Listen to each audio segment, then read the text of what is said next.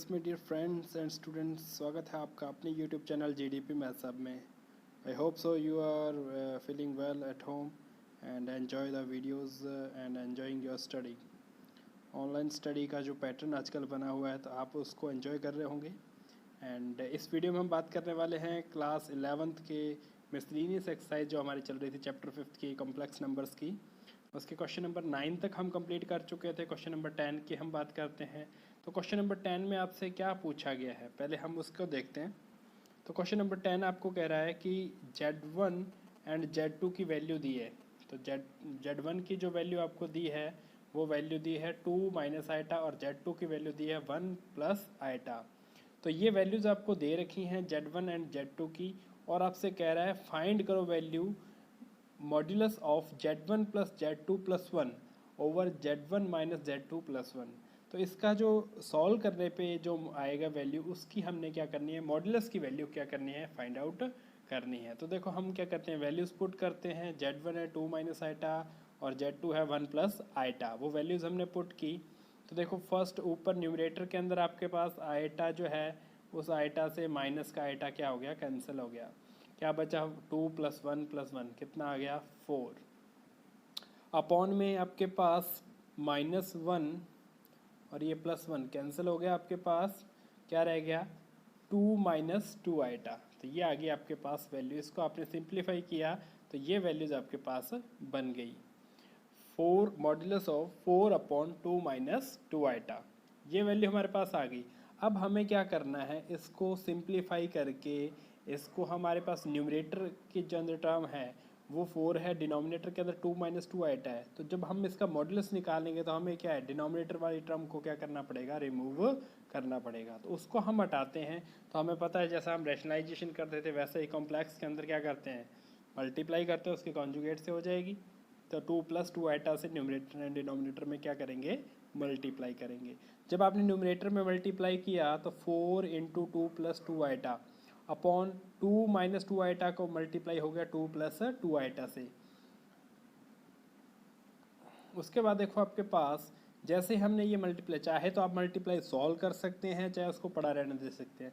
देखो ये जो आपके पास ब्रैकेट था 2 प्लस 2 आइटा, इसमें से मैंने 2 और कॉमन ले लिया। तो क्या आ गया आपके पास, 1 plus iota, 4 into 2 into 1 plus iota. ये टर्म बन गई हमारे पास न्यूमरेटर के अंदर। ये आ गया 4 इंटू 2 1 प्लस आइटा। डिनोमिनेटर के अंदर जो टर्म थी वो हमने लगा दी identity a plus iota b, उसका multiply a minus iota b से। तो मल्टीप्लाई जब आप करते हैं तो आपके पास वैल्यू आती है a square plus b square. तो देखो आपके पास क्या आएगी वैल्यू इसकी, 2 का स्क्वायर प्लस 2 का स्क्वायर। तो कितना आ जाएगा, 2 का स्क्वायर 4 प्लस 4 कितना होता है, 8 होता है।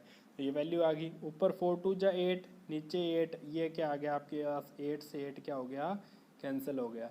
ये वाला 8 और ये 8 क्या हो गया, कैंसिल हो गए दोनों।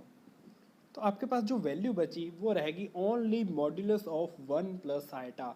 अब इसका आपने क्या करना है, मॉड्यूलस फाइंड आउट करना है, किसका, 1 प्लस आइटा का।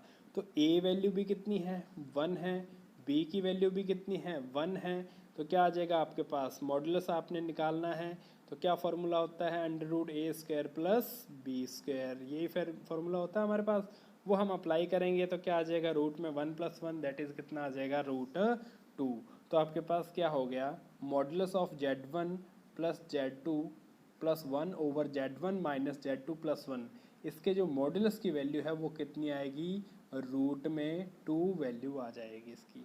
सो स्टूडेंट्स ये था आपके पास question number 10। Next question number 11 देखिए स्टूडेंट्स। क्वेश्चन नंबर 11 क्या कह रहा है, if a plus iota b equal है x प्लस आइटा का whole square over 2x square plus 1। तो हमें प्रूफ करना है, we have to prove that a square plus B square equal है x square plus 1 whole square over 2x square plus 1 whole square. ये चीज़ हमें क्या करनी है, प्रूफ करनी है। तो उसके लिए देखो आपको पहले ही बताया, अगर आपके पास a प्लस आइटा बी या a माइनस आइटा बी आपको गिवन है और हमें प्रूफ करना है a square plus B square, तो उस कंडीशन में हमेशा जो वैल्यू गिवन है उसका हम क्या निकालेंगे, कॉन्जुगेट निकालेंगे। क्योंकि उन दोनों के कॉन्जुगेट का प्रोडक्ट ही आपको क्या देगा, ये value a square plus B square provide करवाएगा। तो हम कॉन्जुगेट निकालते हैं, प्लस आइटा बी का कॉन्जुगेट के लिए बार का सिंबल हम ऊपर लगाते हैं। तो देखो उसमें होता क्या है, आइटा की वाली टर्म का जो सिंबल है वो क्या हो जाता है, चेंज हो जाता है। सो ए प्लस आइटा बी क्या बन जाएगा, ए माइनस आइटा बी। और यहाँ फर्स्ट में देखो ऊपर एक्स प्लस आइटा का होल स्क्वायर है, इसके अंदर देखो आइटा का सिंबल हमने चेंज कर दिया। अपॉन में 2x² प्लस 1 था, वो एज इट इज़ लिखा गया, उसमें कोई चेंज नहीं क्योंकि कहीं भी आइटा उसमें नहीं है। जब हम इन दोनों का प्रोडक्ट करते हैं a plus iota B A minus iota B, तो होगा क्या, न्यूमरेटर का जो आपके पास न्यूमरेटर से मल्टीप्लाई हो जाएगा डिनोमिनेटर का डिनोमिनेटर में। डिनोमिनेटर सेम है दोनों का 2x² प्लस 1 और यहाँ भी 2x² प्लस 1, तो क्या हो जाएगा 2x प्लस 1 का होल स्क्वायर। यहाँ आपके पास a plus iota B A minus iota B, ये क्या बनाएंगे, product A square plus B square. और जो आपके पास राइट हैंड साइड में है x प्लस आइटा और x माइनस आइटा की होल पावर 2 है, तो वो पावर मैंने अलग कर ली 2, और दोनों का अंदर क्या हो गया, प्रोडक्ट हो गया। तो a x plus iota x minus iota, ये क्या बन गया आपके पास, x square minus iota square, और आइटा स्क्वायर क्या होता है, -1 होता है। आइटा स्क्वायर कितना होता है, -1, तो माइनस माइनस क्या हो गया, प्लस का 1 हो गया। तो ये आपके पास क्या आ गया, एक्स स्क्वायर प्लस 1 का whole square upon 2x² plus 1 का होल स्क्वायर। यही हमें क्या करना था, प्रूफ करना था कि ए स्क्वायर प्लस बी स्क्वायर किसके इक्वल होता है, एक्स स्क्वायर प्लस 1 का whole square over 2x² plus 1 का होल स्क्वायर। सो ये आपका क्वेश्चन नंबर 11 सॉल्व हो गया। नेक्स्ट क्वेश्चन नंबर 12 की हम बात करते हैं। क्वेश्चन नंबर 12 के अंदर आपको दे रखा है z1 equals to 2 minus iota, z2 equals to -2 plus iota, और हमें वैल्यू पूछी गई है। जो फर्स्ट पार्ट है उसके अंदर हमें real part of z1 z2 over z1 बार की हमें क्या करनी है, यानी कि z1 का जो कॉन्जुगेट है उसकी वैल्यू हमें क्या करनी है, फाइंड आउट करनी है। तो हम पहले निकालते हैं z1 z2 over z1 conjugate. तो हम वैल्यूज़ पुट करते हैं, z1 की वैल्यू पुट की 2 माइनस आइटा, z2 की वैल्यू पुट की -2 प्लस आइटा, ओवर जो z1 की वैल्यू है उसका कॉन्जुगेट हमने पुट किया, तो क्या आ गया आपके पास 2 माइनस आइटा का कॉन्जुगेट। तो अब देखो यहाँ आपके पास 2 माइनस आइटा, यहाँ अगर सेकंड टर्म में से क्या लेता हूँ, माइनस का -1 कॉमन ले लिया, तो वो -1 बाहर आ गए यहाँ पे। यहाँ बच गया 2 माइनस आइटा 2 माइनस आइटा, तो क्या आ जाएगा आपके पास 2 माइनस आइटा का होल स्क्वायर अपॉन में 2 माइनस आइटा का कॉन्जुगेट लेंगे तो क्या आ जाएगा 2 प्लस आइटा। अब देखो आपके पास जो हमारे पास टर्म है 2 माइनस आइटा, इसका हम होल स्क्वायर ओपन करते हैं तो क्या आएगा 4 माइनस 1 माइनस 4 आइटा। देखो होगा क्या, 2 का स्क्वायर 4 प्लस आइटा स्क्वायर कितना होता है, -1 होता है, तो ये वैल्यू आ गई हमारे पास। अब देखो यहाँ हमने इसको सॉल्व कर लिया, क्या बन गया 3 माइनस 4 आइटा, बाहर माइनस का सिंबल चल ही रहा है। अपॉन में देखो अब डिनोमिनेटर में से ये टर्म हटाने, हमें रियल पार्ट चाहिए, तो हमें एक्स प्लस आइटा वाई की फॉर्म में आना चाहिए या ए प्लस आइटा बी की फॉर्म में होना चाहिए। तो हम इसका जो डिनोमिनेटर में जो आइटा वाला टर्म है उसको रिमूव करने के लिए क्या करते हैं, उसका मल्टीप्लाई, उसके कॉन्जुगेट का ऊपर नीचे मल्टीप्लाई कर देते हैं। तो क्या आ जाएगा आपके पास 2 माइनस आइटा का मल्टीप्लाई न्यूमरेटर में और मल्टीप्लाई डिनोमिनेटर में। तो उस कंडीशन में देखो हमने इसको सॉल्व किया, 3 2 जा 6 -8 आइटा प्लस -3 आइटा प्लस का 4 आइटा स्क्वायर, अपॉन में आ गया 2 का स्क्वायर प्लस जो है आपके पास 1 iota square, minus iota square बनना था तो आइटा स्क्वायर -1 होता है, इसलिए क्या आ गया आपके पास 4 प्लस 1। तो ये वैल्यू आ गई आपके पास, अपॉन में तो 5, ऊपर आ गया आपके पास 6 माइनस 4 और ये 8 और 3 11 आइटा, यहाँ बाहर माइनस है तो क्या बन गया -2 प्लस 11 आइटा ओवर 5। अब हमें पूछा गया था, हम पहले इसको क्या है रियल और वो जो सेपरेट पार्ट है अलग अलग 5 का डिवाइड करके क्या आ गया -2/5 प्लस 11/5 आइटा, और हमें इससे पूछा गया था that is real part of z1 z2 over z1 conjugate. तो उसका रियल पार्ट क्या है, ये वाला पार्ट रियल है जिसमें आइटा की टर्म नहीं है, तो क्या आ जाएगा आपके पास real z1 z2 over z1 conjugate किसके इक्वल आ जाएगा -2/5 के। तो ये इसका फर्स्ट पार्ट हमने क्लियर कर लिया। नेक्स्ट हम बात करते हैं क्वेश्चन नंबर 12 के सेकंड पार्ट की। देखो इमेजिनरी वैल्यू फाइंड आउट करनी है 1 ओवर z1 बार यानी कि z1 और z1 के कॉन्जुगेट के प्रोडक्ट की, ये वैल्यू हमें फाइंड आउट करनी है।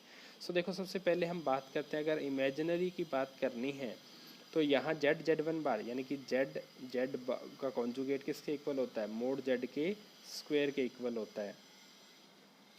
तो यहाँ आपके पास क्या बन जाएगा, जेड वन के मॉड्यूलस का स्क्वायर हो जाएगा अपॉन में। अब देखो हमें पता है, we know that Z one जो आपके पास मॉड्यूलस है, जो वो वैल्यू क्या होती है, ऑलवेज ग्रेटर जीरो होती है, तो स्क्वायर क्या होगा, ग्रेटर जीरो होगा।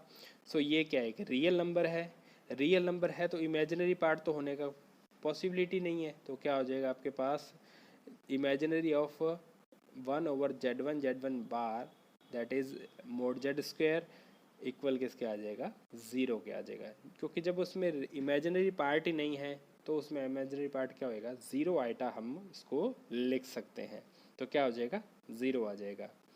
अगर आपने ये मेथड नहीं करना, दूसरा करना है, तो आप पहले इसको जेड वन बार की वैल्यू निकालिए और वो वैल्यूज़ क्या करिए, पुट करिए। तो हमने वैल्यू पुट की 1/2 माइनस आइटा, उसका कॉन्जुगेट 2 प्लस आइटा, दोनों का प्रोडक्ट किया, कितना आ गया, 1/5। अब हम इसको कॉम्प्लेक्स नंबर की फॉर्म में यानी कि x प्लस आइटा वाई की फॉर्म के अंदर इसको क्या करता हूँ, रिप्लेस करता हूँ। तो यहाँ आ जाएगा 1+5 प्लस 0 आइटा हो गया, आइटा वाला टर्म नहीं है तो उसको 0 इंटू आइटा मैं लिख सकता हूँ। अब हमसे पूछा गया इमेजिनरी पार्ट देखो आपके पास यहाँ इमेजिनरी पार्ट क्या होता है, y होता है, यानी कि जो आइटा के साथ वाली टर्म होती है, और यहाँ कितना आ रहा है, 0 आ रहा है, तो इमेजिनरी पार्ट क्या आ जाएगा, 0 आ जाएगा। सो स्टूडेंट्स, ये था आपके पास क्वेश्चन नंबर 12। तो देखो इस टाइप से आपके पास हम क्वेश्चंस को सॉल्व करते हैं। पहले हमारे माइंड में ये होना चाहिए कि क्वेश्चन के अंदर हमसे पूछा क्या गया है और उसके हमें क्या प्रोसीड करनी है। तो ये छोटी छोटी चीज़ें हमारे माइंड में होंगी तो हम इजीली क्वेश्चन को सॉल्व कर सकते हैं। Thanks for watching the video.